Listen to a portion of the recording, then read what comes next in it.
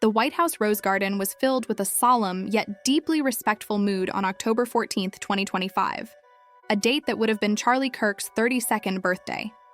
Instead, it became a day of heartfelt tribute as President Donald Trump posthumously presented him with the Presidential Medal of Freedom, the nation's highest civilian award. The event was emotionally charged, with cameras capturing the visible sorrow of Charlie's grieving parents, who stood quietly as tears fell. Erica Kirk, Charlie's widow, accepted the honor on his behalf, delivering an address that moved attendees to tears and touched viewers everywhere. The moment President Trump embraced Charlie's parents, offering quiet words of consolation, served as a powerful reminder of the personal loss behind the public persona. Erica's words, filled with love, grief, and gratitude, not only honored her husband's memory, but also connected with a country still shaken by his sudden death just 1 month earlier. This is the story of that day: Charlie's life, his tragic passing, and the lasting influence of his work. A story that unfolded before a tearful audience and continues to inspire emotion. While still in his teens, Charlie organized a protest with a classmate over rising cafeteria meal costs, a small but telling sign of his early willingness to stand up for his beliefs. After finishing high school, Charlie enrolled at Harper College in Palatine, Illinois. But his time there was short. He left to pursue a full-time role as a conservative activist, a choice that would shape his entire future. At only 18, he established Turning Point USA, a group focused on encouraging fiscal responsibility, free markets, and limited government among students. The organization's goal was clear: to educate and energize young people around conservative ideals. Charlie's charm, sharp mind, and unwavering drive quickly made him a rising voice in conservative circles. Turning Point USA grew into a major force, with chapters at colleges nationwide. Charlie's American Comeback Tour brought him to campuses across the country, where he debated students, gave speeches, and led tabling events to share his message. His podcast, The Charlie Kirk Show, became a channel for his ideas, reaching millions with conversations on politics, culture, and policy. He wrote multiple books, reinforcing his position as a thought leader. His close relationship with President Trump further raised his visibility, culminating in a speech at Trump's January 2025 inauguration. Charlie's influence was unmistakable. He was a divisive figure, admired by supporters for his boldness and questioned by critics for his firm stances. Yet no one could ignore his role in molding the next wave of conservative voices. On September 10, 2025, tragedy struck. Charlie was at Utah Valley University in the middle of one of his signature tabling sessions, responding to a student's question about gun violence. In a terrifying instant, he was shot and killed. The announcement sent waves of disbelief across the nation. President Trump shared the news on Truth Social, voicing both sorrow and anger. Turning Point USA released an official message confirming his passing and requesting prayers for Charlie's loved ones. The alleged shooter, Tyler Robinson, was captured following an intensive search, though information about his motives and the events leading to the attack remained limited. The tragedy created an emptiness within the conservative movement and left a profound ache in everyone who knew and respected Charlie. 11 days later, on September 21st, friends, family, and supporters came together at State Farm Stadium in Glendale, Arizona, for Charlie's funeral.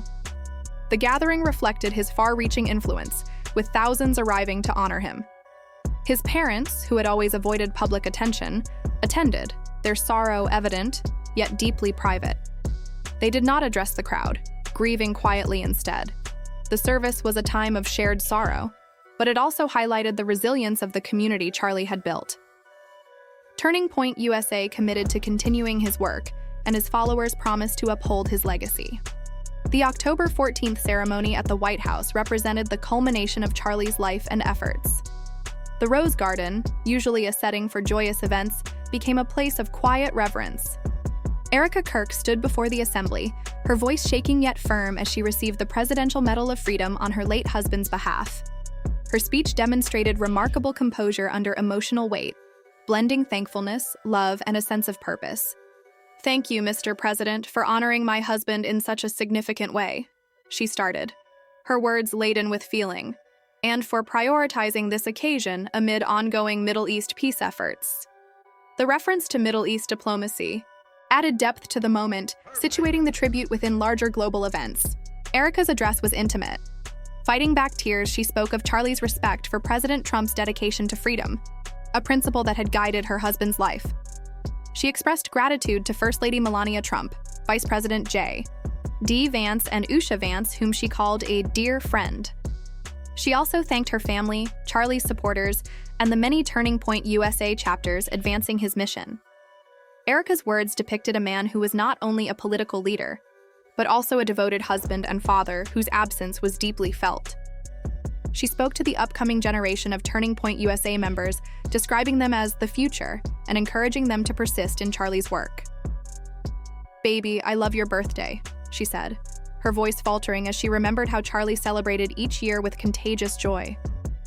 She referred to the medal as the finest birthday present President Trump could have offered him, a heartfelt statement that moved many in attendance to tears. Perhaps the most emotionally powerful moment arrived when Erica shared a birthday wish from their daughter, born in August 2022. "Happy birthday, Daddy," she repeated the child's words. "I want to give you a stuffed animal. I want you to eat a cupcake with ice cream, and I want you to have a birthday surprise. I love you." The pure, innocent nature of the message stood in stark contrast to the solemnity of the event, leaving the audience in quiet reflection. For a moment, the influential political voice was remembered simply as a father deeply loved by a young daughter, who would now face life without him. Erica's steady composure wavered as she spoke. Charlie's parents, standing close by, were visibly overcome with emotion. Their faces, marked by grief, conveyed a depth of loss beyond words. They had raised a son who grew into a national presence, yet they themselves stayed out of the public eye, their lives unaffected by Charlie's prominence. President Trump's gesture of embracing them offered a rare window into their private sorrow. The architect and the counselor, who had built a quiet life in Prospect Heights, were now grieving a son whose message had touched millions. They did not speak during the ceremony, and their silence was deeply telling. They had lost not only a son, but a powerful presence, and the burden of that loss was clear in their tear-filled eyes. The public reaction to the event was immense. Social media channels, especially X, filled with responses. One user shared, "When conviction meets courage, history remembers. Charlie Kirk's legacy has just received its highest acknowledgement." Another posted, "Thank you, President Donald J. Trump, for granting the highest honor a civilian can achieve. You have ensured his legacy lives on beyond the day he died. Let's carry forward his mission and bring peace to the world." Assassination. Messages reflected the profound respect many held for Charlie and their appreciation for Trump's recognition of his impact. For his supporters, the medal was more than an award. It was an affirmation of Charlie's life's work. Charlie's parents, though essential to his story, remained private individuals. Their moderate home had nurtured a son whose beliefs were anything but moderate. His mother's career as a mental health counselor hinted at a compassionate influence, possibly shaping Charlie's ability to relate to others. His father's work in architecture, which included his firm's involvement with Trump Tower, connected the family to Trump long before Charlie entered the political arena. Still, they remained distant from public attention, even as their son grew into a widely recognized figure. They were grandparents to Charlie's two children, a daughter born in August 2022 and a son born in May 2024. Yet they never spoke publicly about their grandchildren or their son's accomplishments. Their attendance at the funeral and the White House event marked their only visible appearances. And even then, they allowed others to speak on their behalf. The inquiry into Charlie's death continued, with Tyler Robinson detained, yet numerous questions lingered. Was the shooting a random violent act, or was it intentional? Did it arise from Charlie's divisive role in politics? The absence of clear answers spurred speculation, though officials shared little information.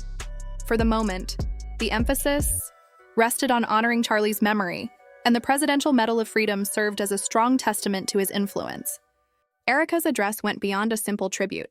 It was a summons to continue the work. By spotlighting the emerging generation of Turning Point USA members, she guaranteed that Charlie's mission would persist. The organization, now a pillar of the conservative movement, had expanded from a small student initiative into a national presence under Charlie's guidance. Its chapters remained active, arranging events, inviting speakers, and engaging young people. Erica's words reinforced that Charlie's vision extended beyond one individual.